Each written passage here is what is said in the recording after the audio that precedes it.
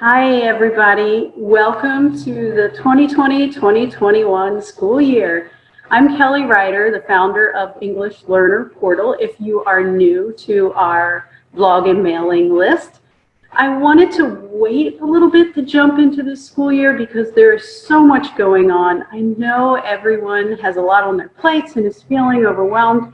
So I waited just a bit before we jump in and start offering our new series of blogs for you.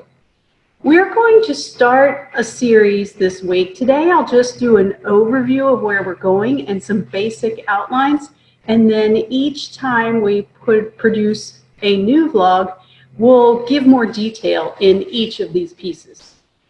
One of the common themes we noticed over the summer, we met pretty regularly online in Zoom meetings with some of the participants from our online language and literacy development course and our Delving Deeper course that happened over the summer. Every week, every other week, we have a live collaboration call, and a lot of those conversations were about trying to anticipate the best things that we could do for students, whether we were online or hybrid or face-to-face, because we know at any time whatever our plan is could change. So I put together my first thoughts on a couple ideas, because in those conversations what came up a lot is, how do I structure my time with students regardless of the format? How do I structure my time in a way that I'm covering all four domains, listening, speaking, reading, and writing, that I am supporting content, and that I am using and helping students to use the language of math, the language of science, the language of social studies, language of language arts, the instructions, academic language in general, across the curriculum, problem-solving language, explaining your thinking and justifying. How do I do all that? And I had to really think about that. Like, how would I structure that? What would I do? And what I have done in the past when it comes to curriculum writing or unit writing is to pick a couple best practices and rotate them. Now, it doesn't have to stay in that rotation forever. You can jump back and forth. But I'm going to start this series with 3 best practices that you can use and rotate through to cover all of the domains and all of the content areas, and be assured that they're wrapped in best practices, and that you will get the academic language and the growth in language and content knowledge that you're looking for.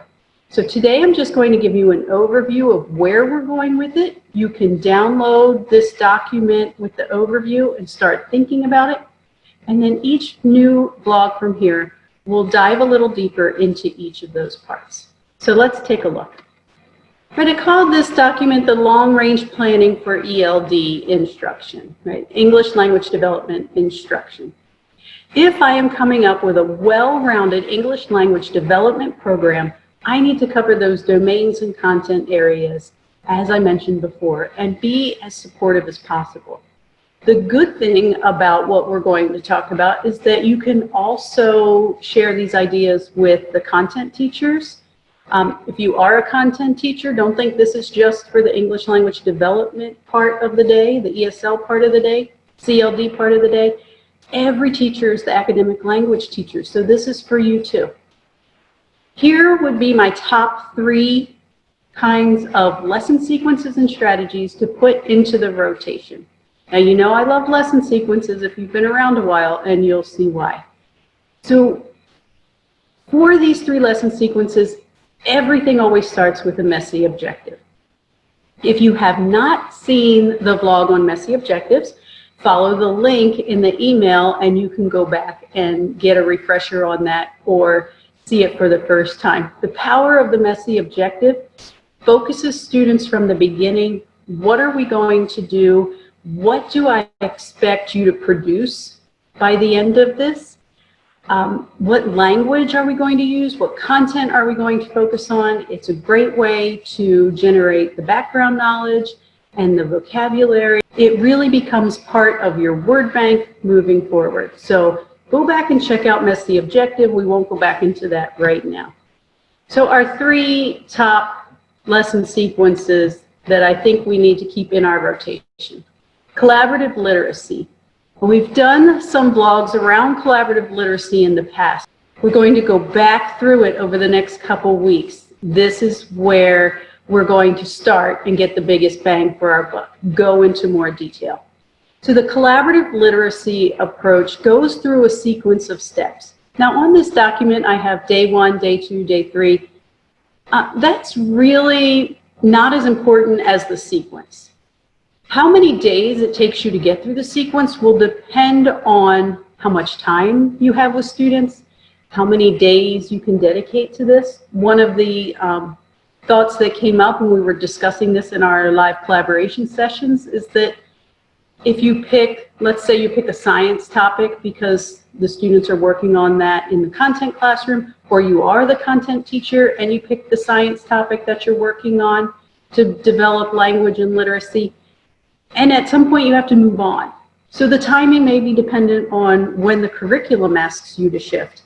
It may be dependent on how much time you have with students. So keep the sequence in mind and not so much the timing, and you'll find the flow that works for you. So in collaborative literacy, we always start at the beginning with vocabulary and word development. What are we going to write or talk about, and think through what are the words that students are going to need to be able to understand and use, and really practice them. And think specific and technical language. Like, how are you going to move students up in their sophistication and vocabulary? You're going to model it and practice it. From there, we move into sentence level, where we start learning how to use that vocabulary in our conversations and our discussions. And there are some structures and supports you put in place to help students do that, to start framing their thinking into sentences. And then we move that into discourse, more long text, more longer conversations, holding the floor, we like to call it. You can have a continued explanation. And how are we going to put all of that together to really get a little deeper into explaining our thinking and talking about content? Now, I know that's a very quick overview. Like I said, we'll go back through in more detail over the coming weeks. But if you follow that type of sequence and work on building literacy together, it's a great tool to use, and you can use any content area as your context for working through that. The second sequence then that I would roll into would be a read aloud into a writer's workshop. Now this can go on for a good amount of time, so it depends again on how you want to work your schedule. But we always start with the read aloud, and we pick our read aloud based on making it a model text. What do we want students to notice? Is it strong in character traits? Is it strong in description? Is it strong in modeling complex sentences? Does it model a language arts concept that we're really working on? Pick your text based on what students are going to get from it. And then we work through a read aloud sequence. We also have another vlog on read aloud sequences in the link, so you can get a little preview of that. So first read, straight through, not a lot of teaching, just oral language and comprehension, discussion. Let's just enjoy this text and talk about it. Next time through, we're going to have a language arts focus, a standard that we're focusing on. We're going to start analyzing this text and decide why it's our model. Then we're going to move into using that model to do our own writing.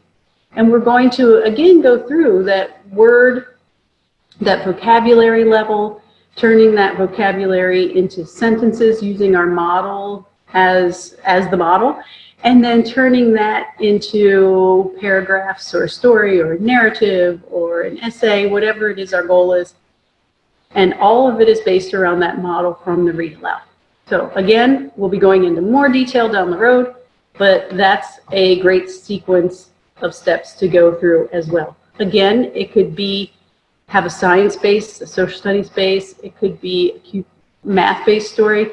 It could be social emotional topic, whatever the context. That's why these 3 strategies are super for any teacher anywhere, because you can make it fit whatever it is you need to teach in your curriculum.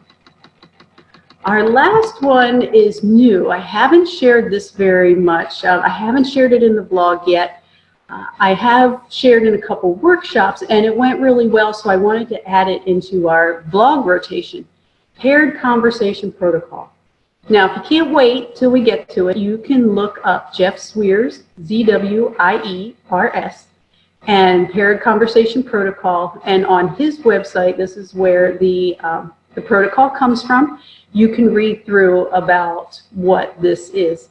Now, of course, I've taken Jeff Zwiers' version and added in the language development a little bit more. He is very focused on language development, but I needed to break it down into a way that made sense to me in the way we have to structure our, like maybe 30 minutes a day or 40 minutes a day or 30 minutes 3 times a week. And organize it a little bit more, add in a few steps to help with transitions. But it's generally based on Jeff Zwiers' Paired Conversation Protocol. So normally I would do this with math and science. I imagine you could use other content areas. I haven't done that yet, but always worth exploring. And again, in the beginning, you start with generating background knowledge. You develop an anchor chart. So in the beginning, you just pose a problem. So let's say it's a money problem. Miss Ryder has $1.25. She wants to get a drink from the vending machine where she needs $1.75. How much more money does she need? Or Miss Ryder has 4 coins. How much money does she have? By looking, you can level the math based on the grade level and the expectations. So using that initial problem, we generate, okay, we need to know the names of the coins, we need to know more or less, we need to know some comparison language.